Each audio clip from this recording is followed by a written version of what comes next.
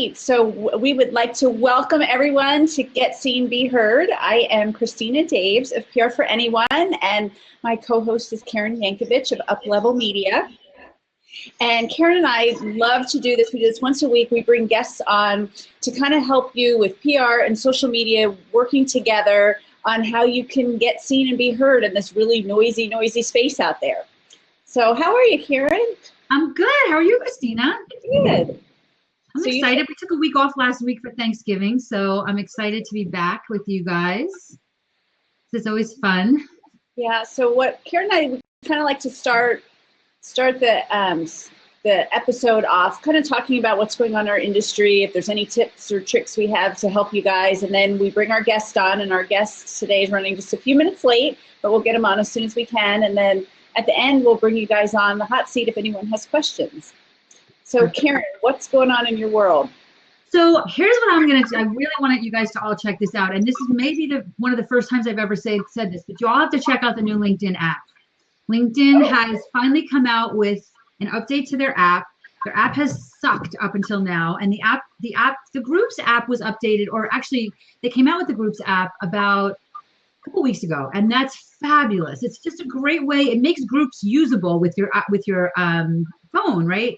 But just yesterday, I think, or the day before, they updated the actual app, and it is awesome. It's you almost kind of get like a Facebook wall. It's so great. I'm so happy that it makes, because I know how powerful LinkedIn is if you use it properly, but LinkedIn doesn't always make it easy for us to use it properly, right? So hey, yes, Ted, that's exactly right. Ted is a LinkedIn guy too. Yes, way nicer looking and more functional. So I'm really excited about the new app. So that's what I would say. Do you need to re-download it, or will it just automatically come up? It's an update. If you already have the LinkedIn app on your phone, it will update. If you don't, obviously you've got to download it. But the Groups app is a separate app. So it's not like one app will give you Groups, and you need two separate apps. One for Groups, which makes Groups easy to use and a lot easier to engage with. It's really pretty awesome. And then the app itself, in LinkedIn, the actual LinkedIn app, the general app, is also. So you actually need both apps. So Teddy's saying 2 problems with it: no personal invite or search from connections list. Yeah, I haven't had that much time, Teddy, to play around with it, but I've been listening to you guys talk about it, and You're right. It looks like they've not removed who's viewed your profile. Why would you want to remove that? That's a great marketing tool. So, Christina, what about you? What's happening in the PR world? It's just, the world's a sad place right now. I think if you have anything happy to pitch the media, do something happy. But this is the time of year that everybody should be doing their top 10 list, their best, their worst. Whether you do it for your blog or you're pitching your local media. Karen, what are the 10 greatest things that have happened in social media in 2015 that are going to change the world? 10 best PR stories, 10 biggest PR blunders. So it's a good time for that, and start thinking about January, reorganization. If you're in health and nutrition, healthy eating, exercise, that's the time, reinvention, everything's January. So think of, you're in any of those industries where that's applicable. Organization, gosh knows I need that. But those are all good things to start pitching now. Sounds good. Yeah, so that's it. Yeah, so Brian Fanzo is going to join us, and we're going to be talking about live streaming. Brian actually he messed up I don't know if he messed up the time, but we had a time zone mishap. Oh. So he said 12:30 Pacific, right? I was like, well, no, it's, it's 11:30 Pacific. So he's at a conference, and he's going to try and shake loose right away and join us as soon as he can. But he's going to be on soon. And I really want to talk about that because Christina and I, as you know, the name of the show is Get Seen, Be Heard, right? How to use social media and PR to really elevate your brand and to get your name in front of more people. And for me, live streaming, nothing has done that as fast as live streaming in the social media world. So I think that, you guys are here, so you obviously have or the people that are watching this live, I should say, not, people, if you're watching this on YouTube or listening to it on iTunes, check out Blab, check out Periscope. These live streaming apps have elevated my brand so fast, and I've seen it happen to so many other people, and I'm really looking forward to what Brian has to say about that as well. Yeah, I am too. I mean, he's kind of guru in that space, and you know me, I'm a little slower to catch on with all this. But I obviously with Blab, we're here. Right. Periscope, I struggle with. I struggle just kind of talking into, you know, and that's. But I don't think I'm alone in that. No, you are.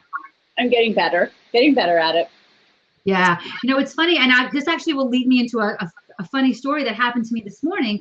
So this morning I am a part of, I am, there's a local regional chamber of commerce here that I have decided I've been a member for a few years, but I never really did anything with it. So this year I said, I'm going to join the marketing committee. I'm going to try and get more involved because maybe then it'll help me really, you know, I'll get to know these people better. They'll get to know me better. Maybe it'll really help me get more business out of this area.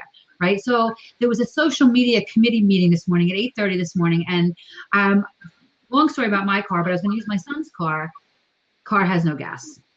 No gas. No, okay, no it's 8 surprise. o'clock. It takes me a half hour to get there. The car has no gas. So I live in the middle of nowhere. Okay. So I look and see, okay, I can get an Uber. It takes 25 minutes to get here, but the guy will get here, which I was shocked that I could even get one because many times you look on Uber and I can't even get one. So I call Uber and this guy pulls up, nice guy. And we're yapping and talking and he kind of lets it slip a little bit. Or probably, I don't know how you let it slip, but he kind of said something about being a celebrity, you know, blah, blah, blah. And then, so I go, wait. I want to know. I want to hear about, you know, I want to hear about this. Turns out my Uber driver is a big freaking shot soccer player. He's 60, so he's retired, but he's been all over the world. He goes, you know my first name, right? His name, I can't even remember it now. I have it in my phone. He goes, just start typing in my last name. And he types in the first three, he gives me the first three letters. I'm like, you're a soccer player? Like he has a Wikipedia page. He's like all over the world. So I immediately start jumping in and going, well, let's talk about your social media. How are you promoting all of this? You know, and he's like, well, you know, I'm doing this big event in a couple of weeks. I'm going back to Spain. And first of all, I'm like, what are you doing with Uber driving an Uber? He's like, you know what? Since I've retired, he goes, I'm all over the world. But when I'm not all over the world, I'm sitting home. I drive my wife crazy. So my kids one day went online. They signed me up to be an Uber driver. He goes, and I do it because I'm bored to death. And I need, my wife needs me to get out of the house. So he had this beautiful Jeep, you know, like, and trust me, I didn't pay for the Uber Black. So he has this beautiful car, and he's like, I just figured it gets me out. I meet nice people. I drive all over the place. And so he was talking about the fact that he's doing this live event, and they wanted to Skype it, but he didn't know if that could work. I go, Skype it? Forget Skype, man. You need to be periscoping it, you know? And he's like, what's that? So I'm like, you know, I'm all excited now. I gave him my card. You know, I gave him my card. I said, he goes, I don't need to be any bigger. I go, it's not about being any bigger, but if these people, if you're speaking at these people events, if they're bringing you in as the big deal, as the draw, right? They expect you to be bringing people to the event. You just call me. I'll make sure that I'll take care of that for you. But it was really funny. And so I was giving him a Periscope lesson in the car on the way to my meeting. That's funny. Yeah. You know, and I don't even know if I told you, but here's something interesting. You know, I have this big event coming up in January, and Capital One sponsored it. And we were going to Periscope it. Well, it's high security building. You can't get through the firewalls. So that's like something to think about with this live stream. You know, and ask Brian about that too. Like, what do you do in those kinds of situations? You know, even I'm thinking like your 4G won't work, like on your phone, or it might. He said it's going to be really hard to get out. Really? Yep.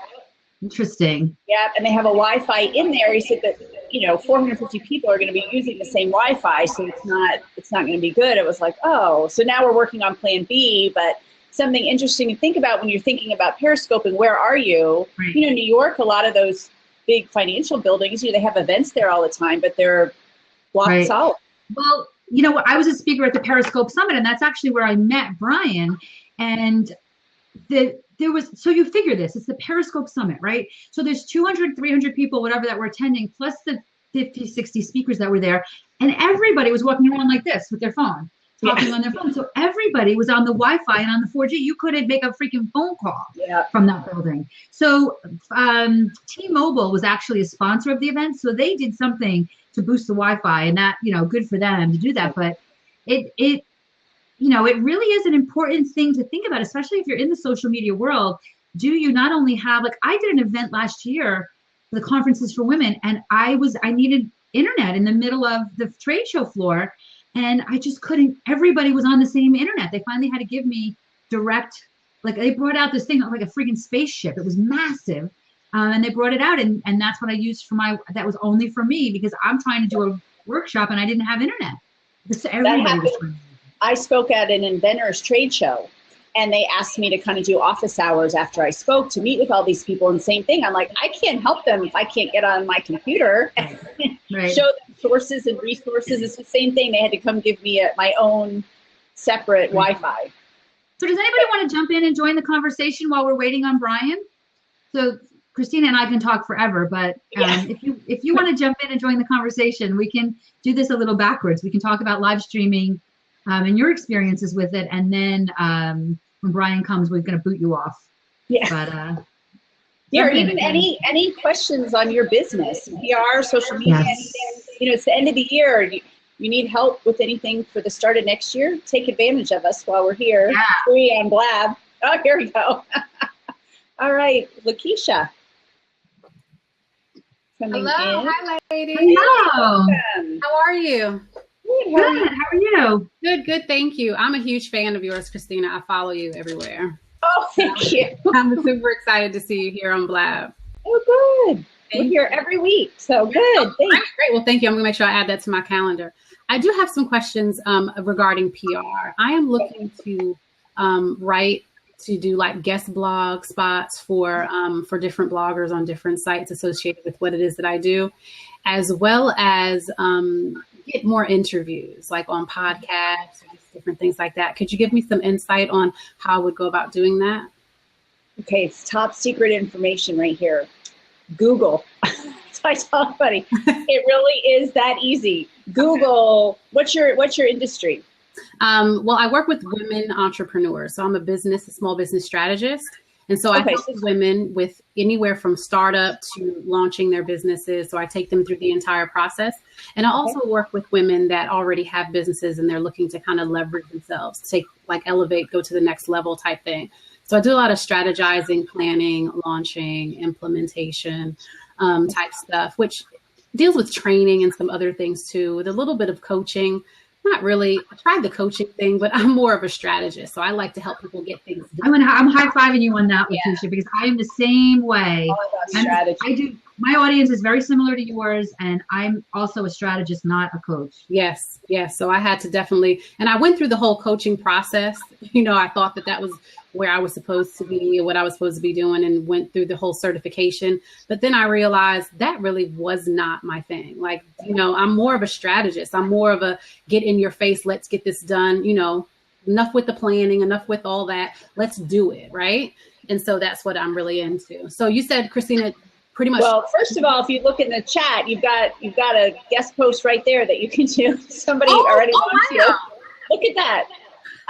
No, but seriously, if you Google, podcasts, women business podcasts, I will tell you, Fast Company, Inc. You can send me an email. I have a list, but they all take guest blogs, and they all have on their website what the criteria are. Okay. So X number of words, can't be written somewhere else.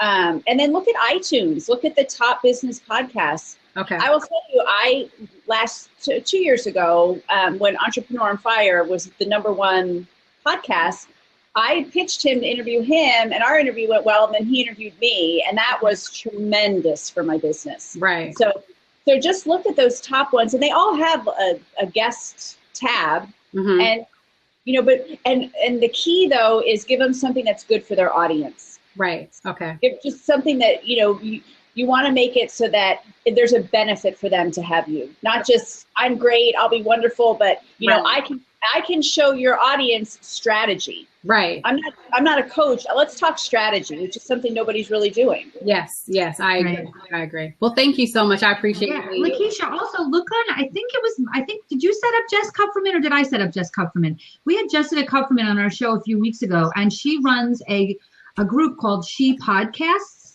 Okay. And if you look at either Christina or my previous blabs, you'll be able to find that interview. Okay. And she talks a lot about what people are looking for that run podcasts. Okay. But, I don't know if you have a podcast, but I would also jump in and say this platform is a great way, you know, by doing exactly what you're doing here. You jumped in, you've already got one person that wants you, right?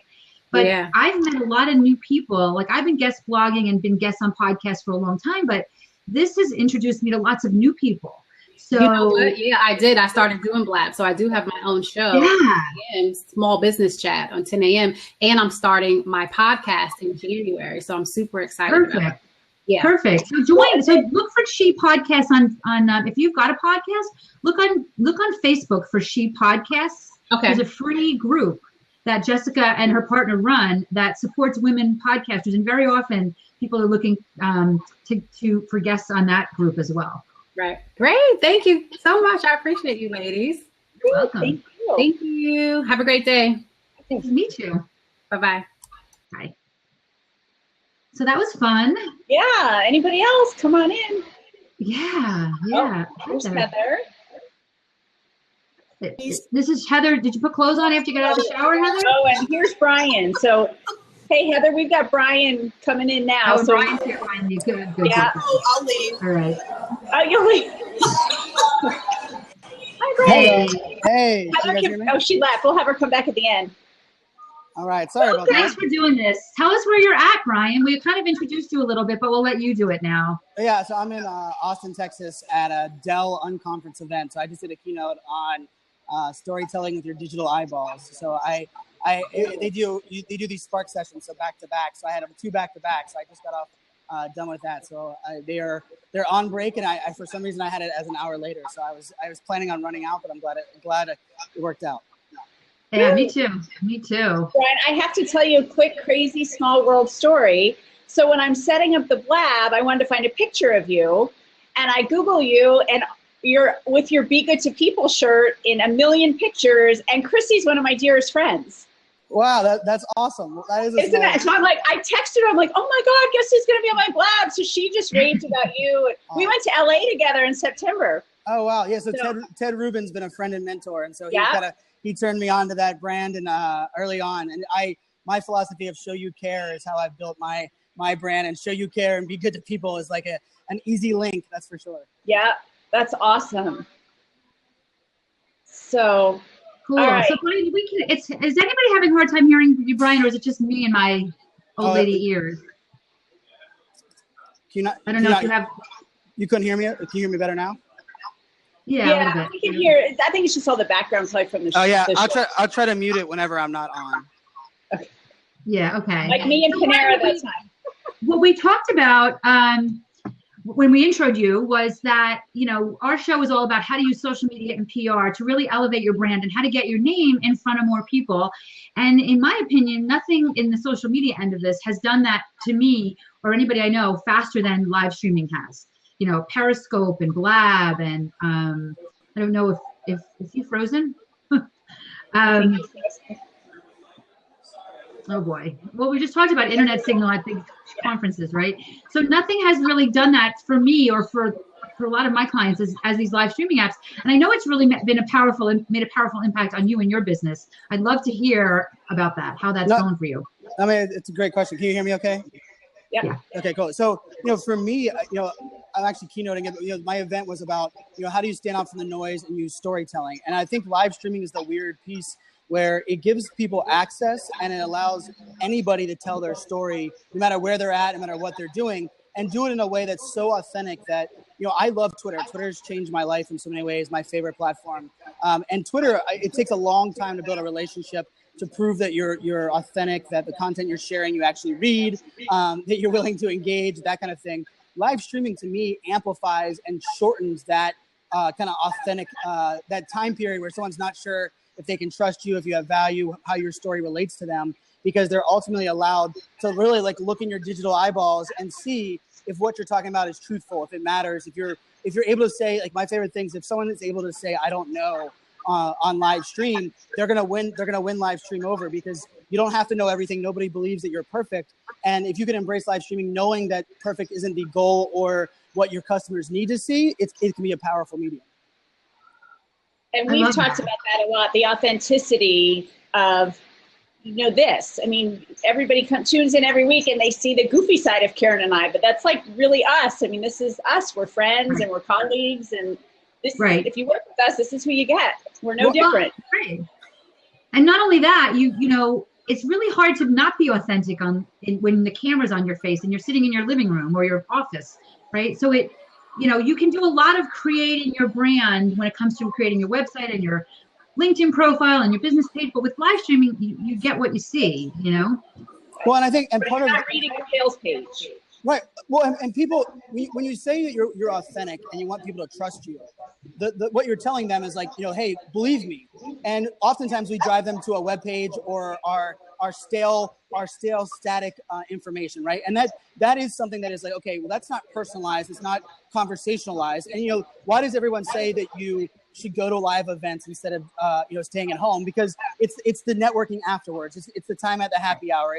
Well, now live streaming allows people to have that kind of access to you and see the things that you used to only see in a happy hour and event, or like to build that true relationship. Because I believe people, like there's that motto, people buy from people they like, and that's understandable. But people don't continue to buy from someone they don't relate with or understand, right? And so like you might get one-off business, but if you're able for people to go, oh, I love that you're personable, or you're willing to always try to do what you're doing, or sometimes things don't work. The idea that you're human, I think ultimately allows someone to even give you additional chances and continue to work with you. And I mean, and you hit it on the head. I'm putting it out there, and I'm kind of causing a little rough in the. But I would say if you look in the landscape of people that are afraid of live streaming or that are bashing live streaming, I would question the reason they are is either they don't understand the platform, or the product and the experience that they're delivering isn't what they claim it to be. And that sounds harsh, but I think it is scary. If the line I've used and everyone's kind of repeating it, but it's the truth. If you suck offline, you're going to suck on live stream, because it's really hard to band-aid that. On Twitter, you can really put people over and make them believe that that's not true. On live stream, 2 or 3 periscopes and not being able to answer questions or dodging bullets or those kind of things, all of a sudden they're going to really see through that from a larger scale. Oh my, I love that. That's a great analogy, Brian. I love that. It's so true. But let me ask you a question, because I said this earlier before you came on. Karen's like periscoping all the time. I feel so weird just talking into my phone. I've done it, and I've done fun, like if I'm on a live shoot, like a TV shoot, it's really fun to do. And sometimes I have to put notes on, like, we're filming live, I can't answer. But like, what do you recommend for people? I mean, I'm sure there's tons of people like me who don't like I'd much rather like this, where I'm interacting with people. What do you say? Surprisingly enough, you're in the majority, not the minority. So I think Blab, the reason so many people love Blab, and I love Blab, I don't think it's a competitor of Periscope. I think it's the amplifier of all of those channels across, like, for that collaboration element. But there's not a lot of people that love the monologue element, or the idea that you are kind of almost and people come to me and say, Brian, Periscope is only for ego-driven, self-centered people. And what I look at it is, I actually look at it as a way for me to tell the story through my eyes, but allow the audience to help shape the content. So I have a strategy every single time I fire on Periscope with what I'm going to talk about, but I also am very willing to kind of see what the comments and questions are and go where that leads me. And I think that then puts a little bit less pressure on you out of the gate, saying, what the hell am I going to talk about? How can I make a Periscope about 10 minutes? What I actually say is, hey, I have access to this person, or I just walked out of this meeting. It was crazy. We talked about this. I have to share my thoughts. Share your thoughts, and then see where the comments and questions take you. And I believe part of the problem is people are really scared that it's live and real by yourself. That I think that doesn't mean you shouldn't have a strategy, but it also doesn't mean you shouldn't throw your strategy out the door when the conversation leads you somewhere else. So I love storytelling. One of my favorite things to do, and it works with everyone, is, how do I provide unique access? That's where this whole think like a fan came from, was just everyone kept saying, Brian, what do you do? I'm like, think like a fan. What would your fans love to see? And people are like, well, I don't have fans. Everybody has a fan. And people kept asking me, Brian, I want to know what your morning routine is, because you're everywhere doing all these things. You're flying, you have kids. I want to know what your morning routine is. So I do like a Snapchat story of my entire morning campaign, or my morning routine. And it's amazing how many people love that. And they asked like a million questions. It actually created probably 3 blog posts for me on productivity and how I create my content calendar for the week. And it was all because they asked me for that kind of access. So I think also don't be afraid to ask your audience, what other things would you love to see me Periscope? Because if you are on movie shoots, what does it look like when they break down the movie shoot? Or what was your experience like at the end of a long day? Talk to us about like that, recap that, and you'll be amazed at the feedback you get. I love that. And you know what? One of the things you said that really stood out for me, Brian, and I think that this is something, and I don't know, Christina, I'm not going to put these words in your mouth, but for me, I'm okay with if the conversation goes in another direction, I just go with it, you know? And I think that there's a lot of people that really need to know what I'm talking about. I am probably better when I don't know what I'm talking about. Like even when I speak live, I have notes, I have slides, but I don't have it scripted. I'm much better when I just talk. And, you know, sometimes you go on Periscope, or sometimes I go on Periscope and, you know, there's not enough people on, and I just go, okay, we're done, and we wrap it up early. If there's a lot of people on, then you can stay longer. Like you have to be really willing to kind of go with it and kind of go in the directions that the conversation takes you. And but I will say, Christina, since I've been blabbing more, it is harder to Periscope because it is harder to just talk to my phone, right? Like I want people to talk back to me, you know, and we're just chatty people, you and I both are, that I don't know how I can, without somebody I mean, I guess you're reading what they're writing, and then I can't see anyway. So I'm like, what are you saying? Right. Well, you know, and I, you know, sometimes it'll look like, for me, like I like to do, like I have a Google Doc up that will have like a couple of touch points that I know people have tweeted about that were asking me questions. You know, if they're inquiring, and if the conversation isn't driving one of the places, I just pick up on one of those and go with it, right? Or, you know, I oftentimes will pause and say, hey, is there anything you guys want to ask me or you want me to kind of cover? If there isn't an answer, you can jump right back off. I think that's part of the Periscope thing sometimes. And I think we all get it. I mean, it's still, when you press the button, you know, I get in a mindset. I'm like, all right, this is what I'm going to talk. One of my big pet peeves is getting off and respecting people's time. So I'm not a big fan of like the people that wait the first 5 minutes and say, I'm going to wait till there's 100 people on before I talk.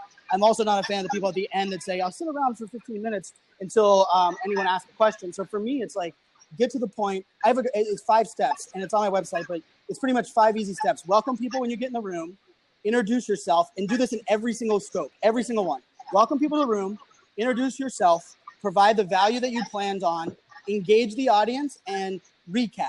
So if you do those 5 things, welcome, intro, provide value, engage, recap, you can't go wrong in any Periscope. And it can be a 5-minute Periscope, a 15-minute one, even longer. But those 5 things at least give you kind of a recipe towards success. And then you don't feel like you're just kind of spinning your wheels if things get too kind of crazy. I love that. So we have a lot of questions in the chat about Facebook Live. Are you using Facebook Live at all? I am not, because I am not a celebrity. So unfortunately, it is a celebrity hierarchy platform that I'm not a big fan well, of. first of all, I'm going to stop you right there because I am not a celebrity and I have Facebook Live. So I don't think you need to be a celebrity, but I say that tongue in cheek. So they offered me to have a verified account, but so for me, I love Facebook, and Facebook audience is amazing. But I take the approach that I don't think Facebook Live will ever be rolled out to the masses. Now, Robert Scoble completely disagrees with me. We had a very heated debate on Google Hangout earlier this year on he believes that it's eventually going to be rolled out. I believe it will not, because they've never rolled out a product on the Mentions app that was then rolled into a different app. Like, that's just not been in their DNA. But if you have an audience, so if you have a Facebook page that's verified, or you're a Facebook person that's verified, and your audience is fairly large there, I helped Scott Monty kind of come up with some ideas for his. Have you guys seen Scott Monty on Facebook Live? No. So every Sunday, Scott Monty grabs a scotch, and he sits on there and he previews his email newsletter that goes out on Monday. And he does it on Facebook Live, and it is amazing.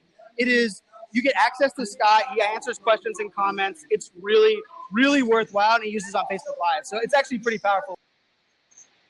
See, but here's what I find, and I have a pretty big, a decent sized Facebook page. I have some, you know, I don't know if I have decent engagement or not. I think it sucks, but you know, there's people that have less engagement. But when I go on Facebook Live, the reality is I get the same amount of people seeing that as I do any other post.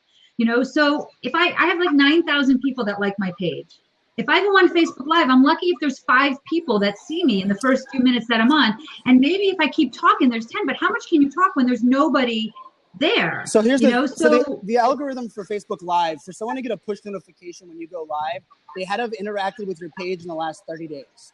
So if you wanted to grow your, yeah, and that's probably not really very well known in that sense. That's why you don't, like, if you went and looked at a bunch of the pages that you follow, a lot of them are going live on Facebook Live. You're not knowing about it because you haven't interacted with them in that 30 days. So one of the things that, I think that's a pretty powerful way of using it is that you need to educate your audience that that's the case. That's why they're not getting a push notification. Right. Because a lot of them are like, well, I don't want to download another app to watch you on Periscope. So what I would do is like go to your email newsletter and say, hey, just letting everybody know, I know you guys are following my Facebook page. You get my content everywhere else. But if you haven't liked or interacted with any of my Facebook page content, you won't get a push notification when I'm live on Facebook Live. Therefore, they'll go on there. All they have to do is like one post in the last 30 days. Then they'll get that notification in the window and says, like, I get every time Gary Vaynerchuk's live, every time Robert Scoble's live, every time Scott Money's live, every time Jay Bear's live. But those are pages that I interact with on a daily basis. I don't get a lot of the other ones. So what I ended up started doing was I went to my page list and went, who do I care about on Facebook Live? And I started liking a page just so that I would get that notification.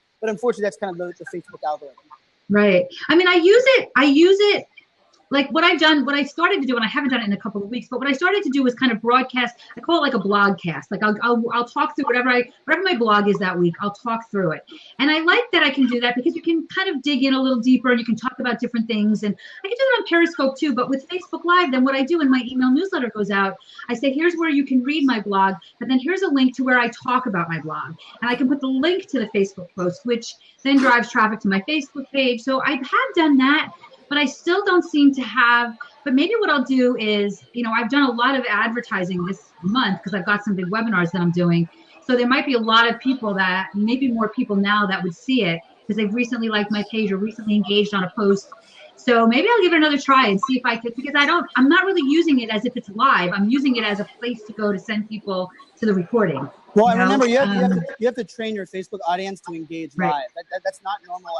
It's not a normal action for anybody on Facebook. Even when you're watching it, like you'll see the comment section and people will ask for questions and things, and people don't even really think of that as like a live interaction. So it is a training piece. Now, I will say that like my workflow is, exactly at 24 hours after my Periscope replay expires, I natively upload it to my Facebook page. So then that exact video is natively on my Facebook page. And then 48 hours after that, I embed the video into a blog post. So for me, I'm actually doing that same kind of, I would say, amplification or education, using it with workflow with my Periscope video instead of doing it with Facebook Live. But it is one that I think, Facebook, there's no hiding it. There is the reach, there is the audience, but retraining your audience to not only understand that something there is live is also hard, because when you go on Facebook, your feed oftentimes is so confusing to even know what was most recent, let alone what's currently live. That's just a whole different mindset.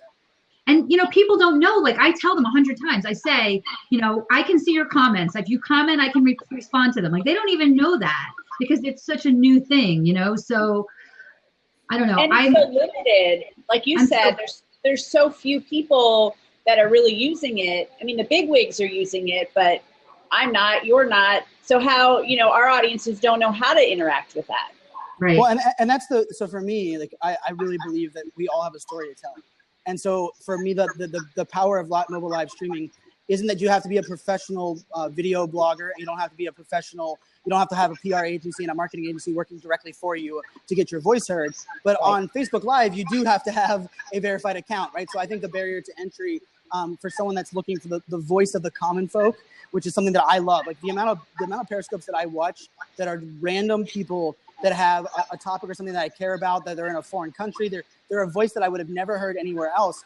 I'm able to discover them using Periscope, where Facebook page is still someone that this is a little bit of a rant or a way that I separate the two. I'm building a community on Periscope. Facebook is still a network. And so Facebook, you have to be invited to your page, or people come to for who you are. People are following me on Periscope because they share a common passion or common purpose of what I'm doing. So I think that's kind of like the different mindset of the two. Not saying that you can't do that on Facebook, but because Facebook is so built on the like my page, like my content, like what individually I'm doing, where a lot of my audience doesn't turn in for a lot of my Periscopes unless the topic is on the passion or purpose that they're interested in, where no one's going to like my Facebook page if they're not directly related or like me as the difference. Right. I agree with you. I have it. I haven't really found a way to use it that's really worth my time yet. but I'm still playing. We'll see. But yeah, you bring up everything you just said, and we've just met, Brian and I, but my whole thing is showing people how to do their own publicity. We can't afford publicists. It's so easy to do. Karen knows, I think you just got something right this week that I sent to you, but that's what I show people. And Periscope is a great way to get yourself out there and get your expertise out there to a huge, wide range of people who would be interested in it. Yeah, that whole element of like everybody has a story to tell. I mean, there's no mistake that your first impression happens online. I use this example on the stage because it happened last night. I was at a large table for the speaker dinner, and someone said, "Hey, Brian, I'm going to introduce you to someone in 2 minutes." And I went to go over to to preempt the introduction. I said, "Oh, what's their name?" And they gave me their name. First thing I did was open my LinkedIn app. I put in their name in there. I figured out what their background was, what their job was. I went over and shook their hand. They said, "So nice to meet you." Technically, I met them 5 minutes ago on their LinkedIn profile, right? So for me, understanding that I love the PR for everyone, because I try to tell everyone that not only do you have a story to tell, you have the vehicle to do so today. And I think we're living in a world now where you used to feel kind of like you were unique. You had your own hobby. You liked underwater basket weaving, and you thought nobody liked underwater basket weaving. Well, and I use that as a joke, but really you can tell your story, and you're going to find somebody that is similar or has that same interest or can relate or have that conversation. And we've never lived in a world that was as prevalent and an opportunity that you really just need a smartphone and a good signal. And you can do that today with live streaming. And to me, that's a game changer, because now instead of having to have all of these things in a row, I mean, if you are an expertise in your small niche, being able to deliver some value that ultimately builds your personal brand is a game changer. I love PR for anyone. I think that's a great idea. I think that is something that not only every brand, but even, I'm at this Dell event and it's all Dell employees, and the big theme is how can what is the personal brand angles for them that isn't Dell focused? And that's impressive, because there's not enough brands that are that forward thinking yet, but it's going to be happening. It's true. It's really true. I do a lot of LinkedIn speaking at corporate, and I was at Boston Scientific a couple of weeks ago, and I had to really be careful, first of all, that I'm talking about LinkedIn to develop their personal brand as it relates to Boston Scientific, right? Not that so you can go get another job, right? Because it's Boston Scientific that brought me in, but I love that they thought like that. I love that they understood the value of paying me to come in and speak to their employees about how important it is to develop a strong LinkedIn profile, to develop a strong personal brand, especially I don't even want to go even it, but especially if you're at a company that you want to stay at 25 more years, So I think it's really important. And I love that Dell's doing it too. And I'm doing like a lot of work with auto dealers, because same thing, they need to brand themselves as, not the sleazy car dealer. How do they do that? How do they break out of that mold? And they're all, they're soccer dads and hockey moms, and, they're real people, but it's like putting a real person to that salesperson and making them not so picky. So my biggest client today, right now, came from an Instagram post of me and my 3 daughters. And so he was searching the hashtag proud dad. He is a dad, and he clicked on the hashtag. 2 of the pictures, mine were trending, and like the little thing at the top. He clicked on it. He was like, "Oh, look at this guy. He has his daughter's dressed up in Steeler gear." Clicked on my name, realized, hey, I'm looking for someone to do some influencer work for me. Clicked on my website, sent me an inquiry. He's now my largest client. And I joked because he said something about like, "Oh, I love that you are embracing your kids on Steelers." And I was like, this is like our 7th call. I'm like, "What do you mean?" He goes, "Well, that's how I found you. I saw your proud dad as on Instagram." So for me, like, when a brand realizes that there's an investment on that side, it's valuable across the board. Right. There's a person. Again, back to the authenticity. You are a real guy. You're right. Steelers fan, but no, I'm just kidding. Well, and Brian, one of the things that I think I find really is one of the most powerful things that Periscope's done in a long time, and I'd love to get your thought on it. I love now. Well, let me just start by saying I think, and I'm going to speak for you too. I know for me, my business, it doesn't matter if I ever see you. I have clients that I will never meet in person, and I'm still able to help them, and they don't really need to be local. That being said, probably 50% of my clients have either seen me speak or met me in person, or maybe more, right? So I do a lot of local networking still, because that gets me clients, even though you don't need to be local. So what I love about the Periscope this month is that now your replays stay for 24 hours on the map. So now, to me, it makes it important to me to do a Periscope once a day or twice a day. So there's always a replay in northern New Jersey from me. So if people are just poking around Periscope to see who's local, they're always going to find me, And I think that is one of the most, for a brand, I think that that's a really valuable feature that they rolled out.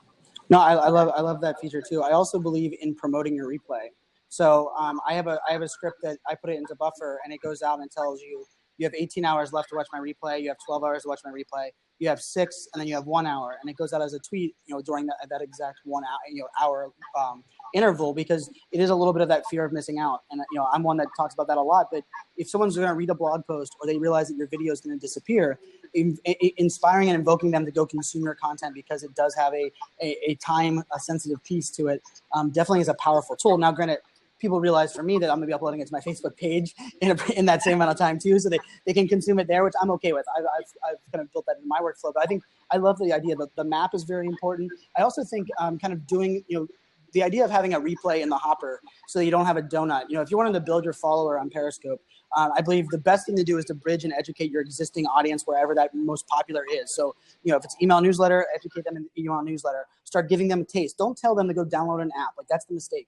Anybody gets forced to do something, you're going to say, no way. But you say, hey, I did this Periscope on this topic. Here's a couple of the takeaways. And then the next email you go, here's a 30-second clip of the Periscope that I did that some of my audience or my community was able to ask me questions. Then the next one you do it and say, hey, if you want to participate in these cool things that I've been doing, I'm doing one Friday at 1 p.m.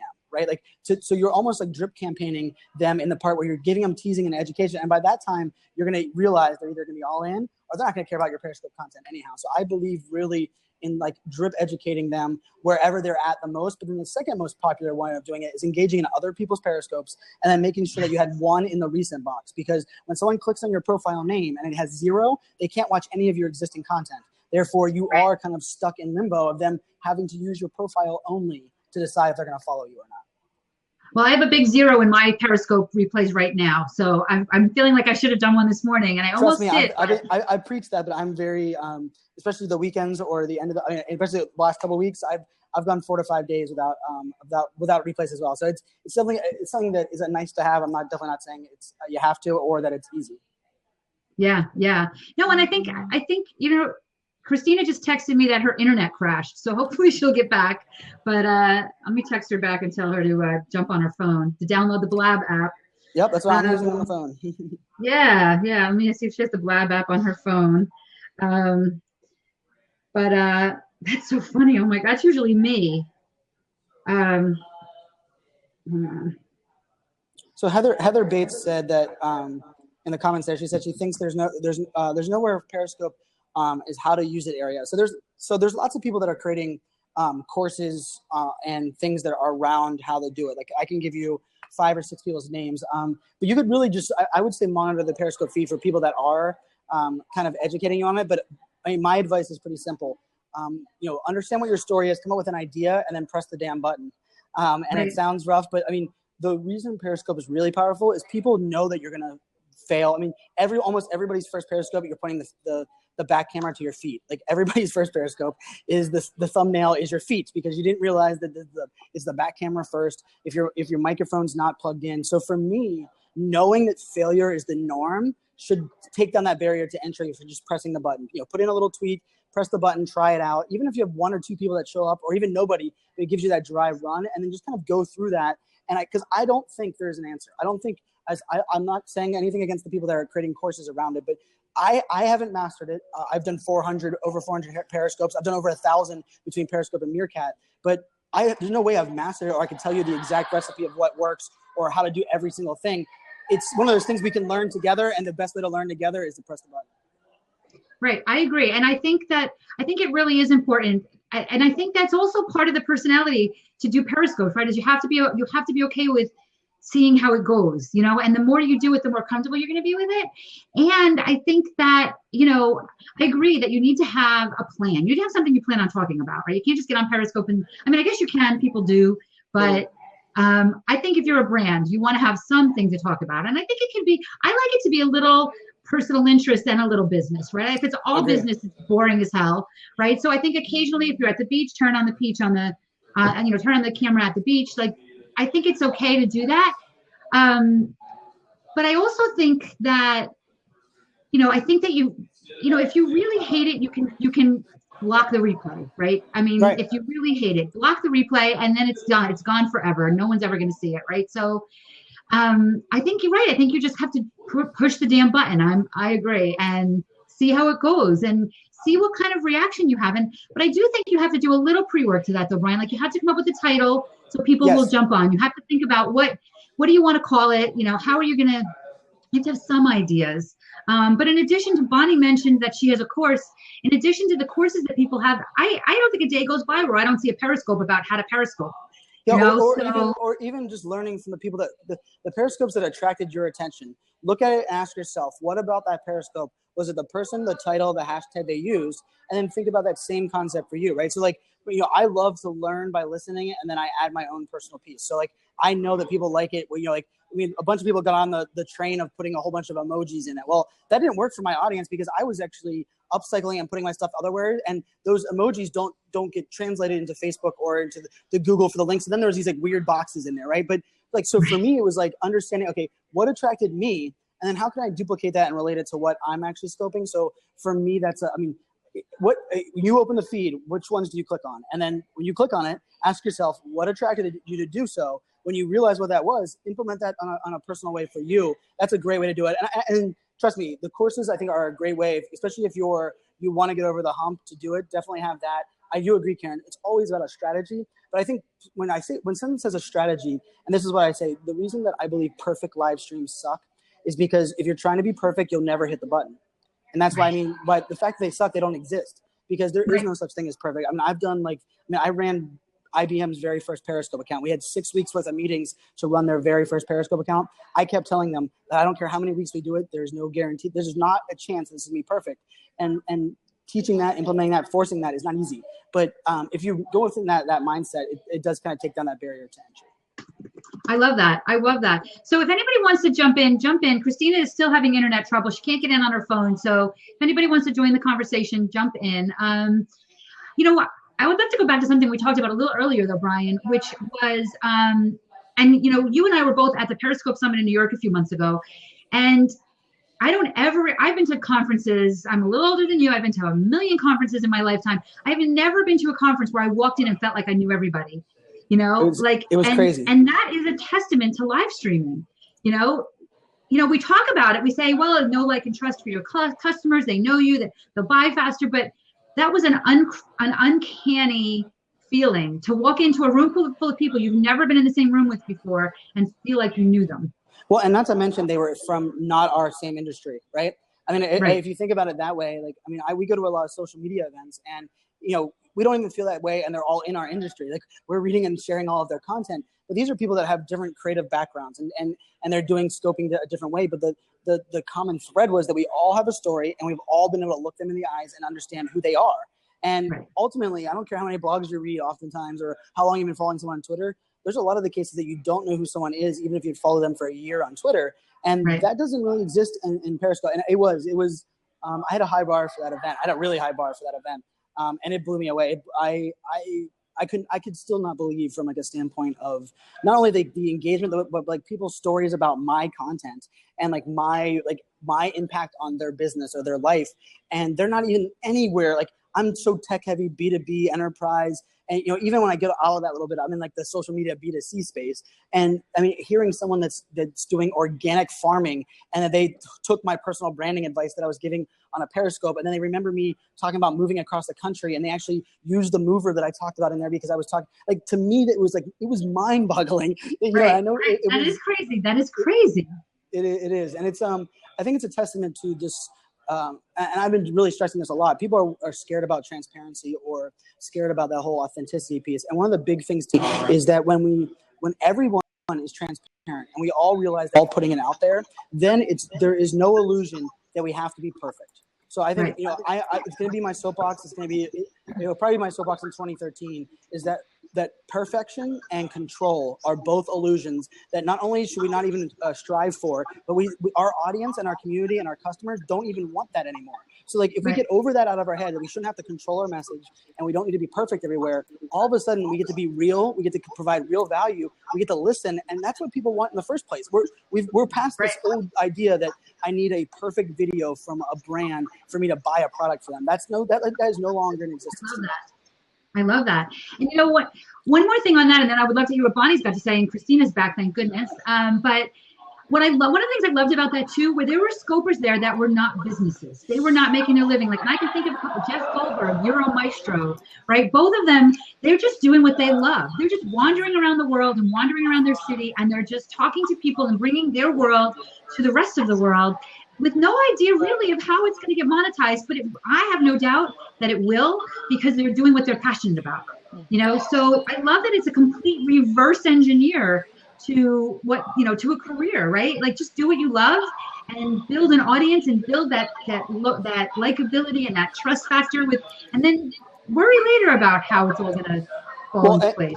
Right? I think the creator has never had more power than now. Like, the creator was always the person that said, I don't have enough time for PR. I don't know how to brag about myself. I don't even know what the hell to tweet. I don't know how to do, you know, like, and that scared the creator, because the creator isn't someone that thinks that I have, you know, that I should tell the world about my talent. But now when you're able to do something as simple, you know, like there's a musician here in Austin that I'm going to go see tonight that is a Periscoper. And she kept messaging me on Twitter and saying, Brian, I want to do it. I just, you know, I'm a musician. It's Austin. I get kind of drowned out of the noise. And I simply told her, like, just put it on a tripod, stick it down in front of you. Even if it's you're off camera and they can't see you in the video, people will listen. And you never know if it impacts one person. And sure enough, she said that the gig that she got for 2016 came from someone that found her on Periscope, then offered her to do a recurring gig in a restaurant. And from her, she goes, I've never felt like I had a chance to tell more people about my music, because it was a hobby and a passion and a side job. And now simply pressing that damn button, you know, kind of allowed her to do that, which is a game changer. I think that's why I love this medium. Well, and you have inspired me that I think I'm going to do like a weekly kind of PR tips, just hop on, you know, how can I help people? Let them ask me questions, 5 or 10 minutes. And from an advice perspective too, I think consistency is super important. So if you know that you're going to get on every day at a certain time, you can promote that on Instagram. You can create a Pinterest graphic. You can tell your email community every single week. You can push it out as a calendar invite. And the crazy part about that is they don't have to have notifications on Periscope, because let's be real, everybody's turned those off because there's way too many notifications in Periscope. Right. So now it's about, hey, how do I educate them? Well, make it appointment consumption. And I take that from Amy's Sexy Savvy Social, where she does that with YouTube, where her audience knows every single Wednesday at this time, they turn on to YouTube and her video is live. That's how she grew her channel. And YouTube's not even a live channel. So I think it's a great idea. Do PR tips, pick a time that you can stick with, and being consistent on that time, you can educate people that are not technically being notified via Periscope. Yeah, and that's what we do here. We're on every Thursday, 2:30 Eastern time. So everybody knows, look for mine or Karen's name, and we're always here. We always have wonderful guests like you. And Bonnie's one of our regulars. Welcome. We'll let you hop on and if you have questions for Brian. Thanks. Well, I do have one question. And that is, so Brian, I'm interested to, and hello. Hello. No, you're good. I'm interested to find out how your business looked before live streaming. Like, I had no business before live streaming. I got my first client 6 days after going on Periscope, and it's completely snowballed from there. I had none. So what was your business like before live streaming, and how has that changed? Oh, I love it. So my business was a combination of really creating media to amplify brand stories. So I had 2 Twitter chats that I ran every week that was monetized. So Social Business Hours on Monday at 4, and then Cloud Talk on Thursdays at noon that were sponsored. I had a podcast, and then I would do influencer events and help kind of brands amplify what they're doing. And so for me, it was a lot of live tweeting, creating blogs, understanding, like, working with influencers to create better content. I had a video blog that was horrible, absolutely horrible. But it was something that was kind of one of the drivers.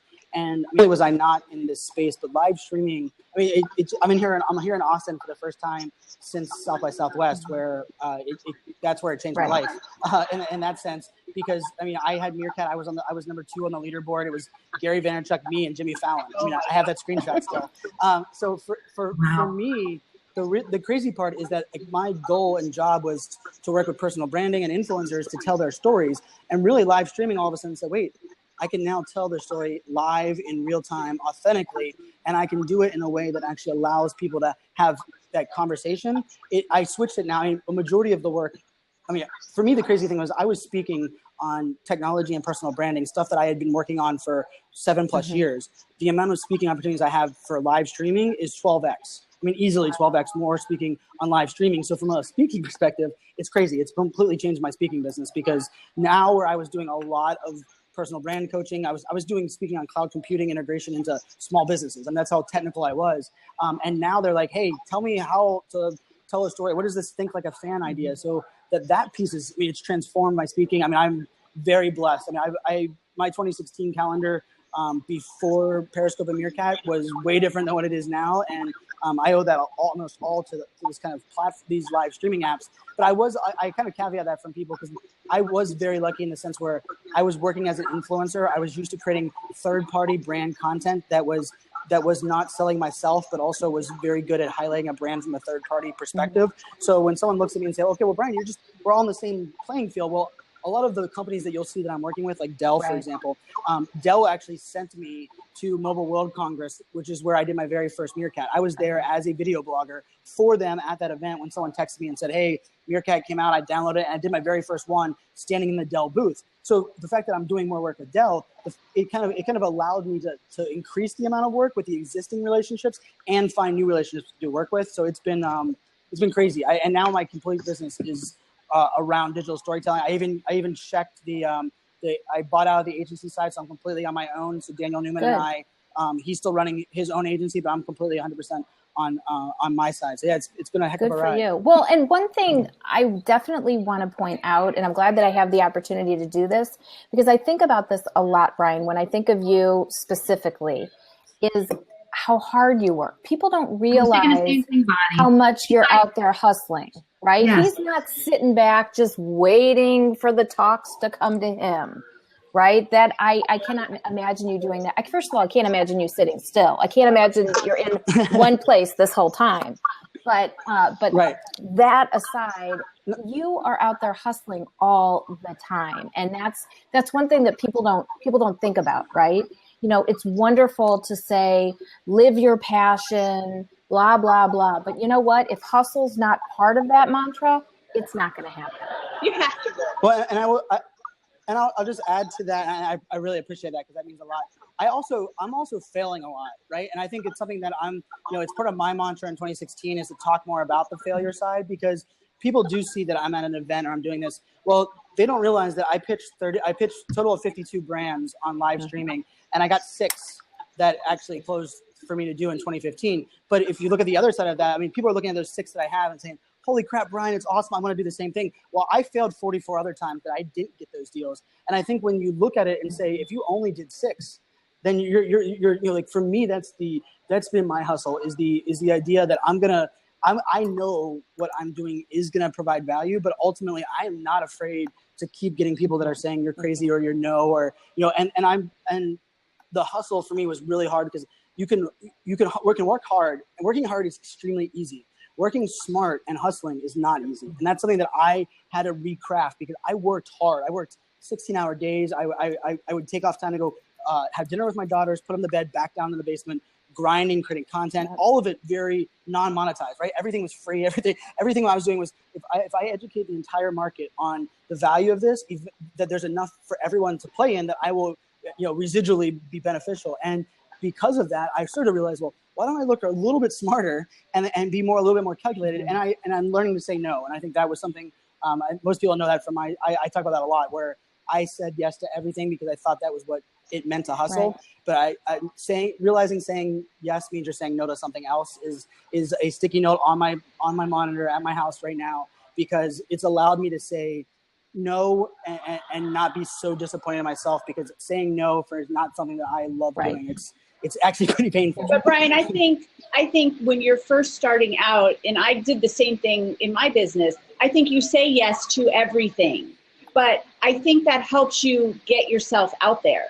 And I'm not saying don't say yes to, and I mean, trust me, like even the speaking world, like, like people always ask about like taking speaking opportunities. Like they don't realize that even some of the biggest names are doing a lot of these speaking gigs for free or for way smaller amount, because they're helping them push their book copies, or because there's a little bit of this like stigma, where I see people now putting paid speaker in their profile, which I think is kind of funny, because it's like, well, why are you advertising? Like, I don't really care. If you're providing value and the brands bring you, apparently it's, you know, valuable to your time. What I guess I meant from like the saying yes to everything was that it's this idea of chasing shiny objects, right? So like for me, I'm okay with chasing shiny objects, but chasing shiny objects that I just continue to be so sporadic that I kept saying yes to every new shiny object instead of kind of coming back to and saying like, why would I even have taken that? But you're right though. I mean, I would not have got the speaking career that I have now if I didn't say yes to almost every free one and say, could you just pay for me to fly out there? Like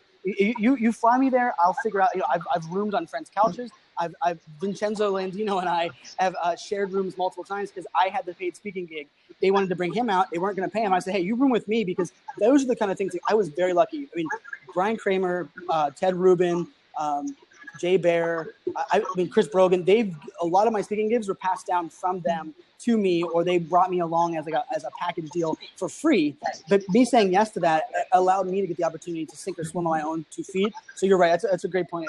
It's not that it's hard, because oftentimes you're like, how am I even making any money on this when I'm doing this for free? It's 2 days of travel and a day that you're doing the event. But if you have an effort in it, and I think you are confident enough that when you do deliver, people will remember you, or that you're providing enough value, they'll pay for it the next time. Right. I think it's worth saying. It's important. Yes. Dan, do you have people in your life, Brian, that say things like, oh, and you got paid for that? And you're like, well, yes, I just say yes now. Because to me, it's all part of my business strategy. And, you know, like, they pay you for that? Like, yes, they do. Like, yeah. You know. But when I think ultimately for me, every time someone says, are they paying me for that? I'm saying, yeah, I'm getting value out of it, right? I think it's the idea where, you know, like exposure is a big deal. Now, granted, the people that are telling me that have a very small event going on and they want me to do it for free because they're going to give me exposure is a smack in the face a little bit at this point. But there is an element of like even exposure to a new audience, right? Like, so like if you've never been in front of that brand or that audience or that part of the world, that gig is probably worth more to you for free than the $5,000 gig that you have in the audience that's already heard you speak 100 times. And I think when people don't realize that value, where it's like, wow, where can I grow? And I don't have a book yet. It will be out next year, but I don't even have a book to add that side, right? So like, I mean, Daniel, my business partner, has 4 books, right? So he could take a gig, know that if he was able to drive a couple hundred downloads or purchase of his book, that has great residual value. For me, a lot of my residual value was, if you follow me on Twitter, I won, because I will win you over. I know I will engage. I know I will provide enough value. Right. But that is a hard way to kind of figure out that monetization. But and I get calls from people, I just started speaking probably a year and a half ago, and they'll be like, oh, I heard you at this chamber event and now I want to hire you. But now I'm out there so much more. I'm speaking at bigger events. I have things like this. My list is growing. My exposure is growing. But so that gave me that credibility, and they remembered me from then. So yeah, just because you're not getting paid doesn't mean there's no value there. And I can trace almost every single one of my corporate clients, which are the highest paying clients I have, for speaking. Like some way, shape, or form, I can trace it back to that. And here's a little tie to the Periscope side. So the sponsor that I got for my book came from a Periscope. So I had one of my book chapters brainstormed on my whiteboard behind me that I usually have in my office. And it was a chapter of my book. I was doing a Periscope on something completely different. Someone in the comments said, what the heck is that behind you? They saw like collaboration in a bubble, and they said, Brian, what is that? And I was like, oh, that's the chapter from my book. I'm talking about the power of collaboration. I'm writing about millennials, blah, blah, blah, blah. I got a Twitter DM within like 5 minutes after the Periscope. He said, hey, Brian, I'm an investor in this company. We're looking to drive attention to people that are writing books about collaboration. Let me introduce you. And literally that's how that connection came, from a Periscope. So I mean, like, when people look at like, you're wasting 30 minutes of your day 3 times, like, it's not even like the byproduct of it. I'm not a call to action person, and I'm actually saying that I probably should do it more often than I do, and it's something that I'm kind of honing. But I'm just not one that is really big at an understanding. It's been never ingrained in me. I've never had a sales job. So for me, like, my call to action usually is something in the fact of, like, let's use the hashtag, let's do something here. But because of that, it's like the residual thing. It's the fact that I have a chapter of my book on my whiteboard ends up getting me a sponsor for my book because I was Periscoping and just happened to be up. Like, there's no like, can I give you a magic recipe to answer that question earlier? Like, I need to learn the basics. Well, I couldn't even tell you how to get a sponsorship using Periscope, because how it happened for me was so like, but everyone can have those kind of things. But I will say, as a social media person, what I will say to the people that are hearing and asking about how to get speaking gigs, as soon as you have something, as soon as you're being interviewed on if you're here on a blab, right? I would tweet the living hell out of that. I would say, loved being interviewed by in your tweets. And because then what happens is people start to see you as a speaker, right? So once you start getting those gigs, you've got to start sharing them out on social media forever. And you know, if you're going to be at an event, talk about the fact that I don't care if you're going to be at your library speaking, you know, talk about the fact that you're speaking on social media, and then other people see you as a speaker and they go, maybe we want her to speak, right? So once you start getting those little gigs, you got to start owning it and just putting it out there as often as you can. I believe that if you're not your biggest cheerleader, nobody else will cheerlead with you. Therefore, you have to be your own biggest cheerleader. And I mean, I will go to an event. They'll ask me to speak at it, and they won't have a graphic. I'll tell them I'll create a graphic for me and the other speakers so that I can put it on Instagram. And so for me, a lot of it comes down to not only educating people that you are a speaker, but that you're a leader, you're linked to them, you know, linked to other people or linked to them. Or, you know, I think part of it comes down to, I believe in when you're promoting yourself, if you promote the how and the why, not just the what, then you're helping people learn with you, not just putting it in their face that you're speaking and they're not. So like, I love to do it like, hey, thanks to being an influencer for 2 years that everybody told me had no value with Dell. Now Dell has hired me to speak at 5 events. This is one of the events I'm doing. I can't wait to do it. Where then people will say, oh, well, maybe this sucking up all this free influencer work that I've been doing and all these people are telling me I'm crazy. Well, look at the residual value that Brian got. And because I take that approach, I at least feel that it's not like, you know, me doing the na dance like element. But I firmly believe that if you can't cheerlead for yourself and surround yourself with people that want to cheerlead with you or that want to celebrate with you, because everybody that posts on Facebook that says they don't like to, oh my God, that person's bragging about winning that award. If you don't like that I won an award, you're not someone I want in my inner circle to begin with. Feel free to unfollow me. Absolutely. And you know what else? I would also say, you know, if I'm going to throw some LinkedIn here, make yourself a LinkedIn experience that says you're a speaker. As soon as you have one, put it on there, say you're a speaker, say what you speak about, create a whole experience around it. And then people, again, when they check you out, they'll check out your LinkedIn. Brian talked about doing that at somebody he met at a dinner. Say you're a speaker. Like if you want to be a speaker, and especially if you want to get paid, start throwing that word, that title in, put it on your business card, right? Do it everywhere. And I think that's I mean, we kind of got a little off topic but I think live streaming and Periscope prepares you to be a speaker. I think it's where you practice, right?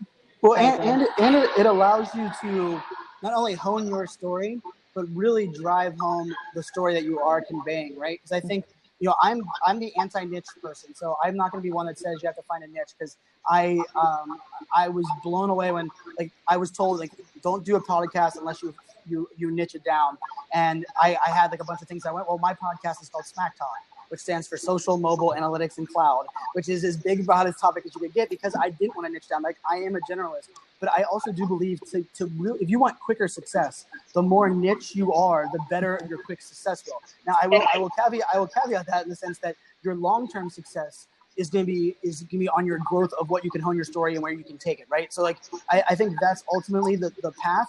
I recommend a lot of my friends that they'll say, like Brian and I'll say, find the niche, find your specialty in that demographic and own that first. Because the path that I took, I can promise you, was not the quickest to getting not only speaking gigs, but recognized as something, which is why I think live streaming was so weird to me, because when people started kind of putting that mantra directly on my head, I was like, wow, I spent 7 years doing all this other stuff, and the thing I've only known for 2 months, you want to pay me to do. Okay. But it, you know, ultimately it all played in the bigger story.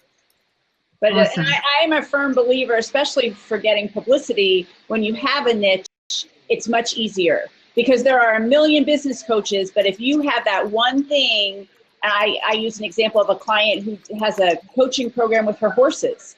We've gotten her on television for that. We've gotten newspaper coverage for that. She's still a business coach, but it's just something unique that's hers that nobody else has. And that makes you stand out. Well, you know, and I even took that approach to live streaming. So, like, my business, I'm not looking for someone to hire me to be a live streaming influencer for their brand. I'm wanting to either quarterback the influencer campaign, which means they hire me, I define the strategy and the business value, and then I hire influencers underneath me, or you pay me to do a workshop for your company so I can teach your employees how to run your own branded account. Those are the two options that I'm moving forward with, because I wanted to niche the fact that I'm a B2B player. I'm an enterprise person. I love data. I love proving its value. But for me, all the one-night stand, you know, people that wanted me to do all these random brands and all of this influencer piece, there is so many people that are in that game. I needed to not only niche it in that sense, but I wanted to define a scalable path. And for me, the scalable path was what is my new approach, which has been, I mean, mind-boggling from switching from like that bigger picture to a little bit niche inside of live streaming to change the business side. Awesome. All right, We're so we're way over, but it was so awesome. We try to keep it at an hour. Brian, thank you for in a conference, finding a little corner. You were so great to have. Karen, we'll talk real quick on Tuesday. We're doing our lunch and learn. If you guys want to, I'm this month talking all about HARO, Help a Reporter Out. How have I gotten on national television? How have I gotten in national magazines?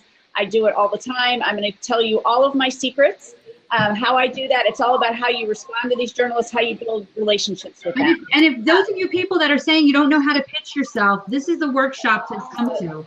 I just put the link in it. This is the workshop to come to because Christina is actually going to be helping a few people write their pitches live on this workshop. So so come join us that's Tuesday, right? So that's even before our next class. Yeah, that's this week. Okay, good.